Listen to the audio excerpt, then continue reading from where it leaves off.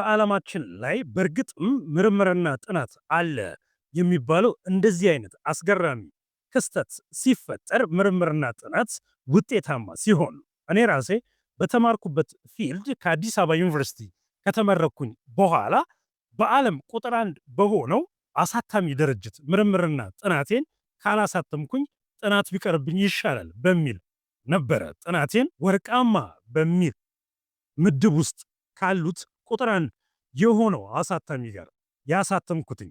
እንግዲህ በዚህ ሳምንት የተሰማው የምርምርና ጥናት ውጤት በጣም አስገራሚ ከመሆኑ የተነሳ የብዙዎችን ስራ ከጥቅም ውጭ ሊያደርግ እንደሚችል ተገምቷል። በተለይ የጥርስ ሕክምና ከጨዋታ ውጪ ያደርገዋል ተብሏል። ይህ ጥናት የተሰማው ከጃፓን ኪዮቶ ዩኒቨርሲቲ ሆስፒታል። ይህ ዩኒቨርሲቲ ሆስፒታል እንዳስታወቀው ከሆነ በ2030 የወለቀው ጥርሳችሁን እንደገና ማብቀል የሚችል መድኃኒት ይዤ እመጣለሁ፣ ያንንም ለገበያ አቀርባለሁ ብሏል። ይህንንም ምርምርና ጥናት አስመልክቶ ሲናገር ዩኒቨርሲቲው በእንስሳት ላይ ምርምርና ጥናቱ ተካሂዶ 100% የተሳካ ሆኗል በሚል ነበረ ያስታወቀው።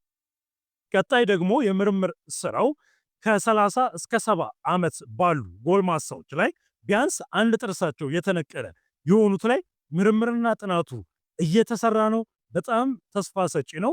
ጥርስ እንግዲህ ልክ እንደ ጥፍር እንደገና ሊበቀል የሚያስችለው መድኃኒት በጃፓኑ ኪዮቶ ዩኒቨርሲቲ ሆስፒታል ተሰርቷል። ስለዚህ ይህንን መልእክት ኢትዮጵያ ውስጥ ላሉ የሕክምና ባለሙያዎች እንዲሁም ደግሞ የትምህርት ተቋማት ዩኒቨርሲቲዎች ምርምርና ጥናት የምትሰሩ ከሆነ እንዲህ አይነት ለሰው የሚጠቅም ምርምርና ጥናት ስሩ።